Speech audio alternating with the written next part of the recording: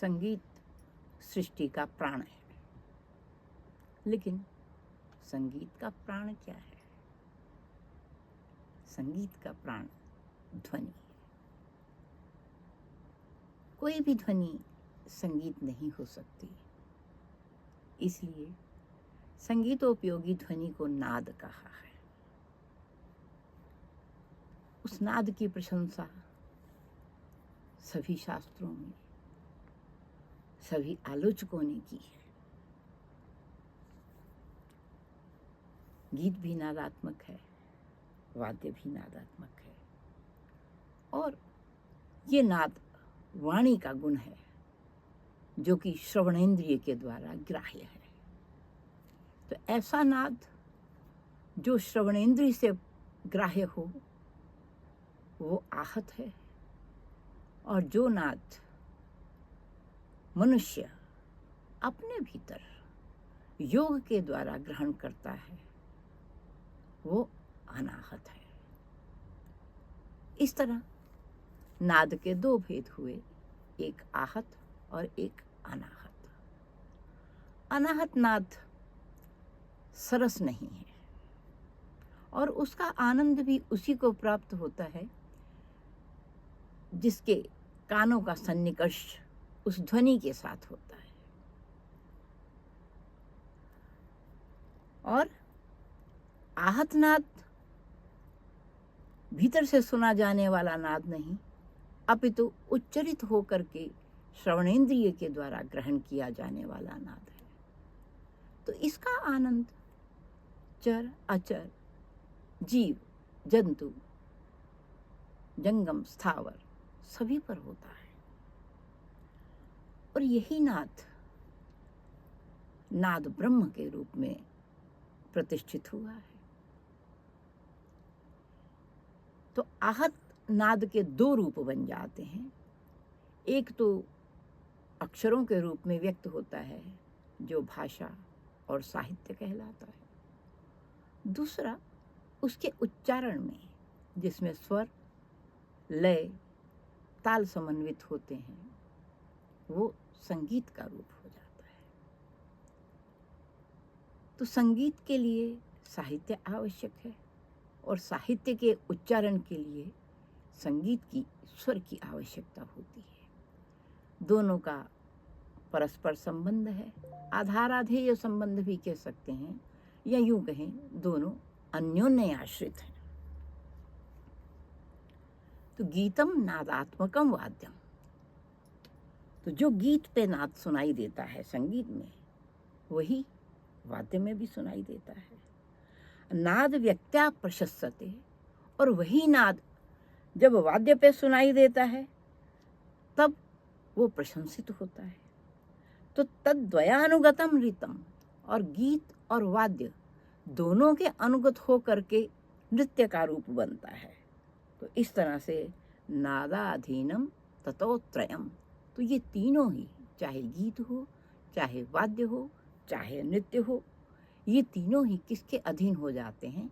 ये आहत नाद के अधीन होते हैं।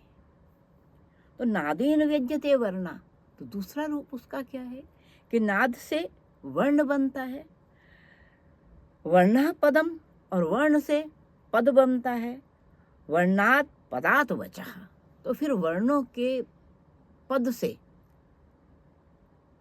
वचन बनता है, यानी कि पूरा एक सेंटेंस बनता है। तो वचसो व्यवहारो अयम, और वाणी का फिर व्यवहार होता है जो अभिव्यक्ति में हम अपने भावों को अभिव्यक्त करते हैं। इसलिए नादाधीनो मतो जगत, इस तरह से सारा जगत जो है वो नाद के ही अधीन है।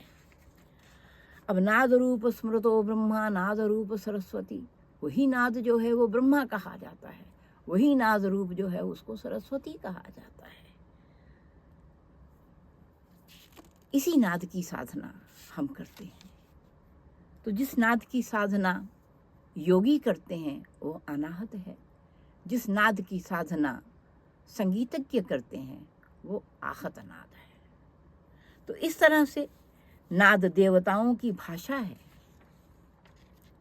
नाद मनुष्यों के आनंद का कारण है, और नाद सब जगत के व्यवहार का एक साधन है। तो संगीतम अपि साहित्यम अपि सरस्वत्या स्तनम दयम। तो कहा है कि चाहे वो संगीत है नादरूप, चाहे वो साहित्य है, ये दोनों मानो भगवती सरस्वती के दो स्तन हैं। तो एकम आपातम मधुरम अन्यो आलोचनामृतम। एक को तो ये दोनों स्तन हैं, दोनों से अमृत पान मनुष्य करते हैं, सभी लोग करते हैं, लेकिन ये दोनों स्तनों में फर्क है। जो मानवीय या लौकिक धरातल पर अगर देखते हैं तो दोनों स्तन में कोई अंतर नहीं होता। मातृ के वक्षस्थल का पान जब शिशु करता है तो दोनों स्तन एक जैसे हैं, लेकिन माँ भगवती के स्तन में अंतर है। माँ भगवती के जो स्तन हैं, एक साहित्य है और दूसरा संगीत है। तो कहा है एकम आपातम मधुरम। एक तो ऐसा है जिसको सुनने से अपने आप स्वतः ही अमृत का पान हो जाता है, रस का पान हो जाता है, मधुरता का पान हो जाता है। और दूसरा अन्यो आलोचनामृतम, और जो दूसरा है उसकी आलोचना यानी उसका चिंतन किया जाता है, उसको समझा जाता है, उसमें थोड़ा भाव के साथ बुद्धि भी लगती है, तब उसका परम आनंद प्राप्त होता है। तो साहित्यम रसम माधुर्यम शंकरो वेति नवः। तो कहते हैं कि जो साहित्य का रस है, संगीत का रस तो सभी को ज्ञात हो जाता है, सब पे प्रभाव होता है, लेकिन साहित्य में भाषा भी है, भाव भी है, व्याकरण भी है और क्षेत्र की बाध्यता भी होती है।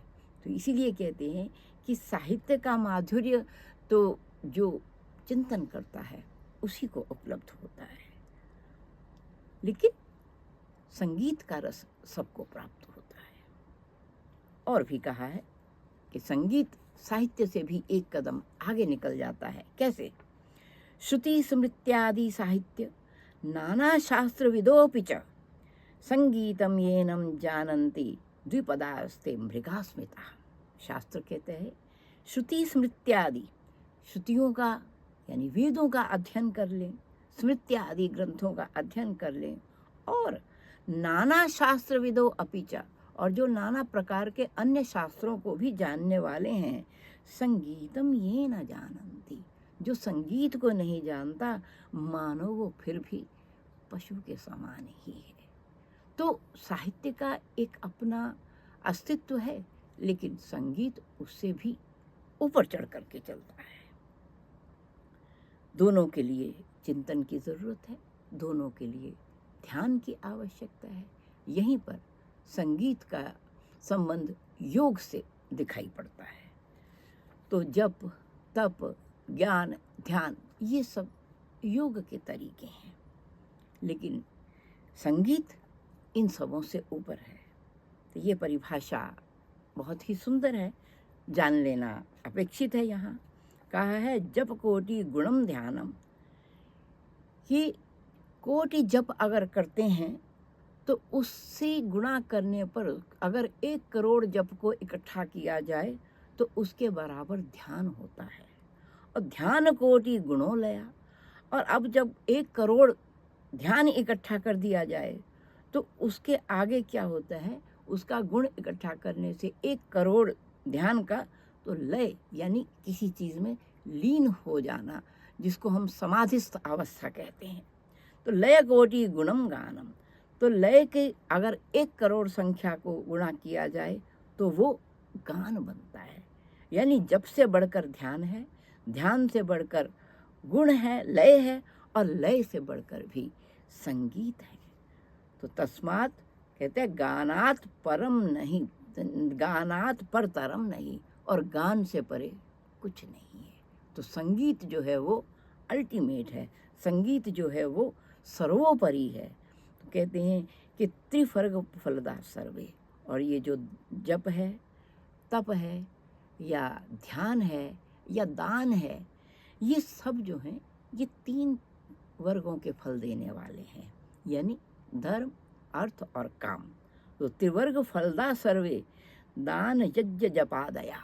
तो दान हो, चाहे यज्ञ कर्म हो, चाहे जप हो, ये तीनों जो हैं ये तीन वर्ग को ही फल देने वाले हैं, यानी धर्म अर्थ और काम का ही फल देने वाले हैं। एवं संगीतम विज्ञानम चतुर्वर्ग फल प्रतम। तो ये जो संगीत है ये चतुर्वर्ग फल प्राप्ति देने वाला है। तो कहते हैं तस्माद गीतस्य के प्रशंसितुमीशते। उस गीत की प्रशंसा कौन कर सकता है? देवता भी नहीं कर सकते, मनुष्य भी नहीं कर सकते। क्यों? उसमें क्या गुण है?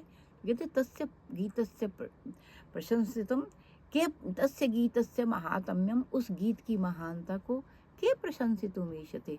कौन उसकी प्रशंसा कर सकता है? धर्मार्थ काम मोक्षाणाम इदम एवैक साधनम। धर्म अर्थ काम और मोक्ष चतुर्वर्ग फल प्राप्ति का यही एक साधन है, यही एकमात्र साधन है। इसीलिए अपने जीवन में संगीत को अपनाना चाहिए। जब ध्यान ज्ञान सब कर्म करते हुए भी जो सर्वोपरि है वो संगीत है।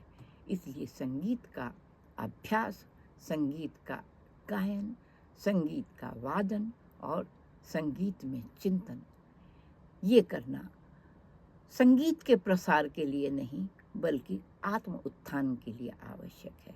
मनुष्य जीवन का लाभ तभी है, मनुष्य जीवन का कल्याण तभी है जबकि वो अपने को संगीत से संयोजित करके रखे, संगीत का अभ्यास करे, संगीत का गान करे, संगीत की प्रशंसा करे और संगीतमय अनुशासित जीवन को जिए।